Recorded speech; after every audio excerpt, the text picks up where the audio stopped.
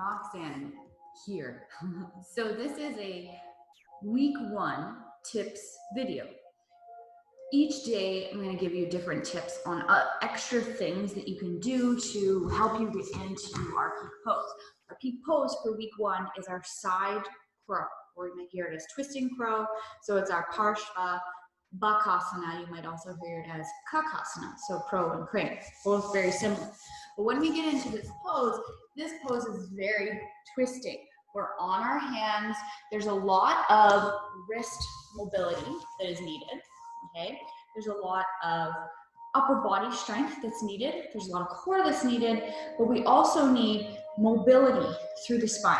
So what I'm gonna do right now is take you guys through some simple things that you can do extra to help you out to get you that much closer to the pose. And even if you aren't that much closer to the pose by the end of the week, then just know that these things that you're doing, it's not going to hurt you anyways. It's going to, meaning be mindful of your body, always, always, always. But just meaning that we could always use a little bit more wrist mobility, right? We could always use a little more spinal mobility. So that's all that really means. So what I'm going to do is I'm going to come over here to the mat. We're going to start with a little bit of wrist mobility. So if you want, you can sit in a hero's pose and practice all of these with me. And all I'm going to do is just kind of get a sense of the fingers, get a sense of the hands, get a sense of the wrists. Maybe open the hands, squeeze the hands, and just kind of notice how you're feeling in through the wrists, in through the hands. Are you feeling maybe inflammation, maybe a little bit sort of stuck, a little bit stiff? So one thing that we can do that's really beautiful is body work, and that's just simply squeezing anywhere, giving yourself a massage through the forearm. Maybe if you'd like it a little higher, go right ahead, but squeezing through the forearms is really great. Moving through those wrists and into the hands as well, so squishing hands. One thing that I really like to do to kind of open up the spaces in those fingers, little phalanges, is to kind of just reach the arm out, pull the thumb back, and just sort of feel a little bit of opening space all through the hand here, especially if your hands are a little bit more stuck like this. I'm just going to come a little bit closer. And then doing through the next finger, and then the next finger, playing around with it, breathing. And then maybe doing the other side. Throughout this week, there's going to be different breathing practices. Our breathing really allows us to get back into the body. If we are completely lost in thoughts or consumed in things we have to do, things we've done, work projects, then our breathing can allow us to get back into our body, to feel, to notice what we're feeling as we move through each poses. So I'm just sort of circling through wrists now. And I'm going to take my hands, reach them forward, bring those fingertips all the way down, and then just gently rotate, rotate, rotate through those fingers. You're going to feel a nice lengthening all through the forearms. I'm just going to adjust this camera just a little tiny bit so that you can see the mat a little bit better. And we're going to move into a few cat-cows. But as we do this, this really helps with mobility through the spine. That's what we're going to focus on. But it also is going to help with the strength in your upper body. And it's going to help with the mobility through the wrists. So we spread the fingers really, really wide. Plug every knuckle into the mat. I'm going to start from my tail. As I inhale, to slowly allow the tail to rise. Be mindful that the knees are under the hips. Allow my head to rise, shoulders to drop back. So we might feel a little bit of pressure in through those wrists here. Push every knuckle, even that fingertip, into the mat. And we're going to round through the back as we exhale. Curving the spine one vertebrae at a time, tucking that chin in, pushing up through the arms just a little bit more. And then just continue to rotate through a few cat-cows. Enjoy it. If you want to do it longer, do it longer. It's all good. One thing that I really love about cat-cows is that we can do different variations. So those barrel rolls where we lower our ribs down, draw our ribs back up. So I'm kind of creating a circle through my ribs here. And this feels really great as well. We feel different areas of the fingers, in fact, hands, wrists, the neck. And then we can do the same thing in the opposite direction. And sort of continuing to rotate around. Then I'm going to come back into a nice neutral spine. Turn the hands off to the side and just kind of walk through those shoulders walk through the body. So I'm rocking from one side to the other. This one really great to get into the shoulders, to get into those forearms and the wrists as well. So there are some extras in this video. So feel free to play around with them. Now we're going to work into our shoulders just to get a little bit of shoulder mobility and strength here and awareness.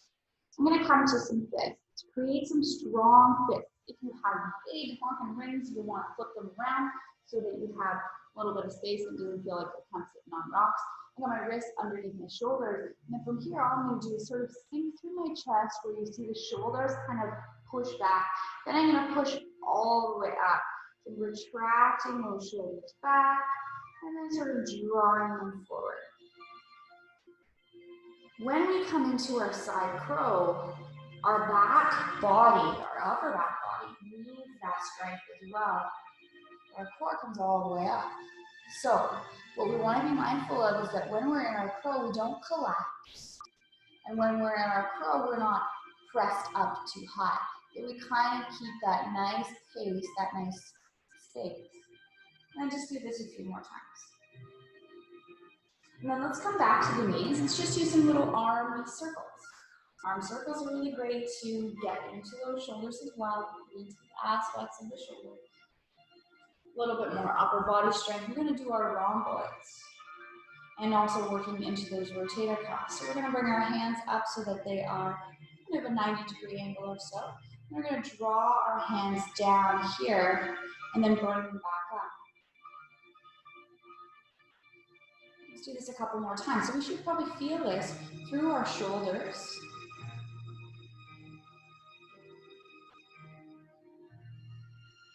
And then now the next time you come back up, let's see if we can come a little bit further back just with my hand. See how my elbow is not directly under my hand. And now I should feel the upper parts of those lats starting to fire up. And then just release the arms, relax the shoulders. You may have felt your shoulders starting to work there.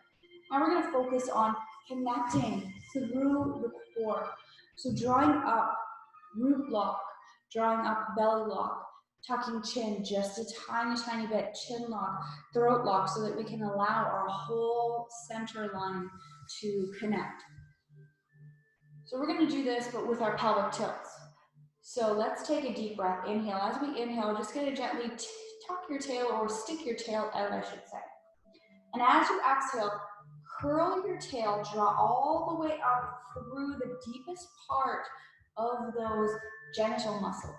All the way up into the belly, squeeze, squeeze, squeeze, breathe out, and then inhale, release. So you can see I'm sort of sitting up taller. These are some nice pelvic tilts. You can do pelvic tilts sitting up. On our core day, we do them lying down in a bridge pose on day 2. You can also do pelvic tilts in a tabletop position, tucking up. And that's with our cat-cows, right? That's what we already did. So now we're going to move into a little plank, and we're going to come into some upper body / core work. So let's come into a plank, a kneeling plank. We're going to come into our crocodile. Crocodile is a position that we are holding ourselves in when we do these side crows or when we do lots of arm balances. We might straighten out the arms and extend them, but oftentimes we're sort of bent forward. So I'm going to come into a plank.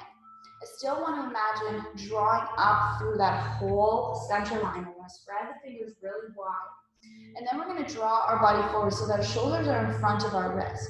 We keep our elbows very, very tight, and then we slowly lower down and then come all the way back up. So I'm just going to fix something to show you because the belly doesn't dip. All right, in my video here of the shirt, it might look like my belly's dipping because the shirt is a little bit looser. So we want to be mindful that the belly does not, in fact, dip, that it stays lifted. So I'm going to come forward, draw forward, take a deep breath, inhale, slowly lower down, and then press back up. Lowering down and pressing back up. You want to be mindful that when you lower down, that you're not collapsing through those shoulders like we had said in our cat-cow. We're also not rounding too much as well. So we kind of keep that happy place. And I invite you to do about 10 of these. Breathe. Inhale, exhale as you push back up. Inhale as you lower, exhale as you push back up. Continue to do a couple more, but notice how you're connecting your hand to the ground. You might find a little bit of a lift, sort of in this area here. You know, there might be a little bit of a lift. Try to press that part down. Little tiny bit of a suction through that right here. What would that be? Through the palm of the hand, in the center of the hand. Let's come all the way back. Let's push to a child's pose. We're going to rest in a child's pose for a moment because rest is very important as well. Some spinal movements now, so spinal twisting. Let's take our hands, walk them over to the right, and then kind of lean back a little bit. You might feel a nice lengthening now through the side body. Breathing. So our breathing tips. Let's come back to center. Let's exhale to the opposite side through the mouth. And as you exhale, release the tongue from the roof of your mouth. This is one of our breathing tips, which allows us to ground, to get into our bodies. So let's come back to center. We're going to do a kneeling twist. I'm going to come to all fours. I'm going to take my left foot, I'm going to draw my left foot forward. So I'm in a kneeling posture. You can use your block if you like. We're going to draw forward so that we create a little bit of space through here. I have the block just to bring the floor higher to me. That's all that you can use it for if you like. And try not to think of these blocks as sort of crutches. They're simply tools. Like the floor is our tool, like the mat is our tool. It's a simple tool. Now I'm going to come into a twisting posture. Make sure that the shoulder is underneath the wrist. I'm going to draw the left hand forward, take a deep breath, inhale. And as I exhale, I want to rotate just below the ribs. On the exhale, squeezing the glutes as well. Maybe sending the arm to the sky or taking it down. And then come back through to center.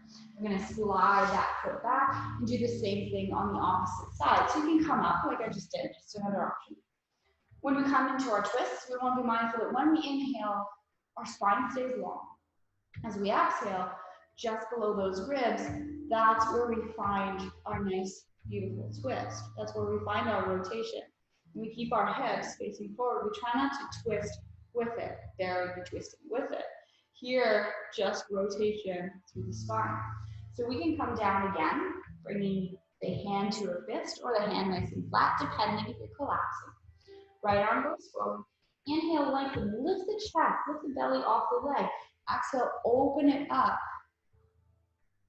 Taking the hand down behind you if you like. And I'm going to slowly come all the way back. So stay there for a little bit longer if you'd like. I'm going to come onto the knees and then curl the toes to come up to a standing posture. Another twisting posture is a twisting chair that we kind of move into. Then we're going to go into two restorative twisting poses.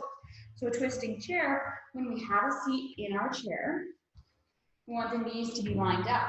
Then when we twist in our chair, we can take the hands together, hands wide, it doesn't matter, but we twist only through the ribs.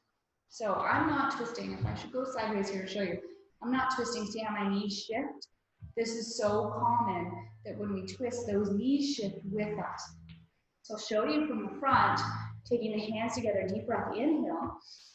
On the exhale, twisting through the ribs, just those ribs. Noticing, you might be like, oh my God, when I turn from my ribs, I don't have a whole lot of space there. And that's okay, you may not.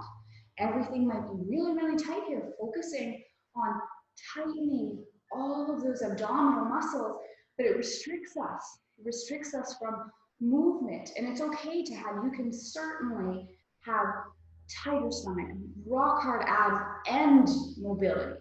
And that is beauty, that is balance. So when we twist, we just hold here for a little bit. Inhale as you come back to center. Exhale as you twist to the opposite direction. I'm not twisting through my hips, just those ribs twist. And then come all the way back through center. Stand up, sort of shake it out. We're going to come down to the ground. I'm going to show you some twisting restorative postures. Love, love, love restorative poses. I love the power poses, definitely. But the restorative poses are beautiful because they allow us to rest and to digest. And if you're one like me who is more fire element, so more movement, more go, go, let's get this done, there's no balance there. You're always in that state. So if you allow yourself to be still, if you allow yourself to let gravity do the work for you to chill, then you'll find greater balance. So we're gonna come onto our back, all the way onto our side, and then onto our back. So the first one here is simpler, where we just keep our knees together. We can walk or we can push and lift our hips, walk them over to the right side, and allow your hips to kind of fall to the left. So once they do that, you want to be mindful, you want to notice what's happening. Is the opposite shoulder lifting off the ground? What we want to do is we want to try to tuck this shoulder here so that we can open up across the whole chest, aiming to get both backs of the shoulders, our whole shoulder girdle, so that we are secure into the ground. And we take a deep breath. Inhale. And as we exhale, we just allow that gravity to pull on our hip, to pull through we're going to get a beautiful stretch through the IT, beautiful stretch through the side body, across the chest as well. So we can really, really pull. If you have sciatic issues where there's actually a lot of nerve pain or muscular tightness through piriformis, which is back in the area, which is often thought of as sciatic nerve issues. This one is a really great one to pull and to create that space. Gravity does the work for you. So other parts aren't involved. Notice what's happening through your body. Are you squeezing anything else? Sometimes you squeeze that lower leg up towards the bottom leg without even realizing. Can you let go? Now let's come back up to center. We'll do the opposite side. So we're just going to rotate over. Feel free to stay square as long as you like. Rotate over and then lower down opposite side. So again, now we have this beautiful lengthening all through the glutes, all through those abductors. We have this beautiful twist through the spine where our ribs are drawn to open up to create some space for our breath. Opening across the shoulders, palms can face up. And when they do, it allows us to be a little more passive in our stretch, a little more relaxed. And then maybe we turn our head as well. Just sort of noticing how we feel. Again, are we squeezing that lower leg up towards the top leg? And then we'll come back up to center. So another one is, it's a little bit deeper, it's a little bit different. So I'm going to straighten out through the left leg. I'm going to connect the heel into the ground, connect the foot of this right leg, the foot of this right foot into the ground. Lift up the hip. Then I'm going to shift onto my left hip, shifting, shifting, shifting. Right? Be mindful, adjust the shoulders here, and then maybe I stay here. So this might be enough. You may be able to come here to hold the hand on the leg, not necessary, just an option. This arm here, aim to connect through that back shoulder, but put the palm face down this time. The palm face down on the ground is going to allow you to anchor those shoulders because this is more intense through the back, through the spine, through the side body. Anchoring that hand might make a difference. And notice what you feel as you're in these poses. So another breath that we focus on is inhaling through the nose, exhaling through the back of the mouth and throat so it sounds like a wave. This is our Ujjayi breath.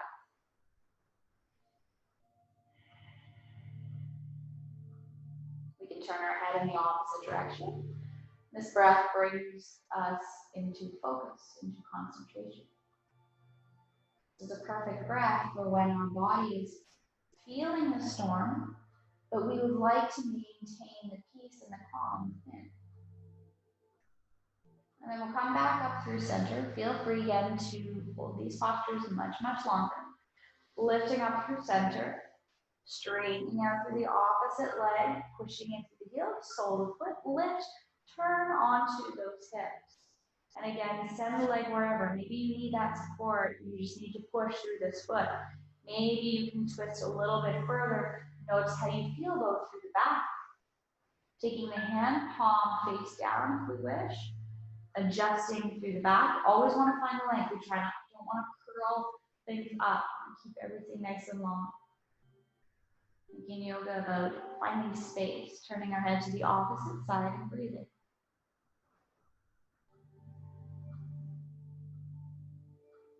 Let's take 2 more of those Ujjayi breaths. So create that wave-like sound to the back of the throat.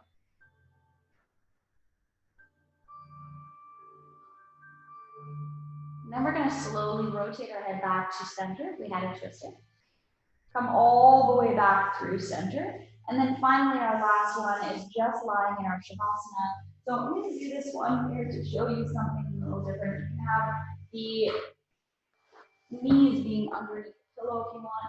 You can even have your head on top of something. So if you're like this and it feels like your head is kind of like that, shoulders are drawn forward, lats are being pulled forward, chest is being pulled really tight, then what you might like to do is even out or find the alignment through your spine by placing a block or something underneath your head.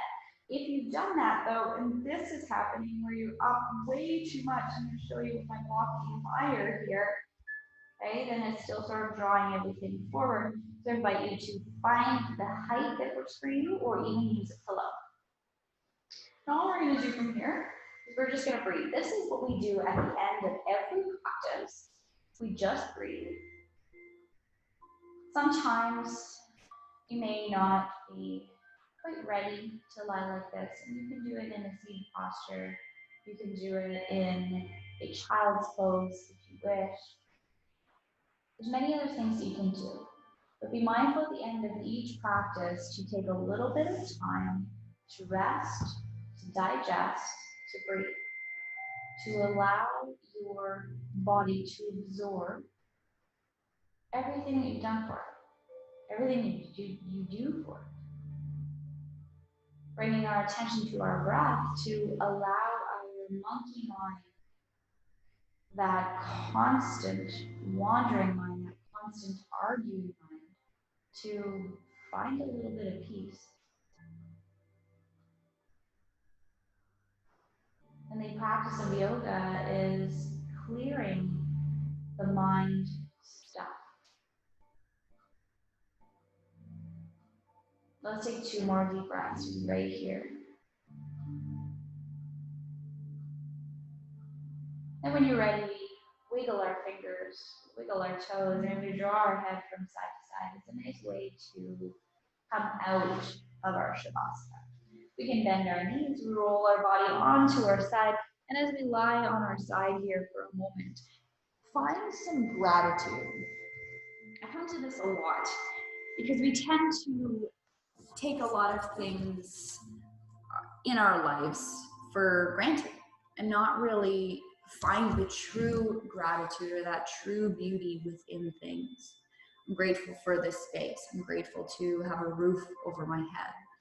I'm grateful for my body, even if I feel as though it's not always working the way I expect it to. Accept and know that that's okay. But that you can heal and you can find a little bit of that peace in your body. So let's come up into a seated posture. Take the hands together. This tip video, if you would like to do it every day as well, do your 20-25 minute little snack in the morning and then do this video later in the afternoon, that is completely fine. The beauty of this program is that you are able to do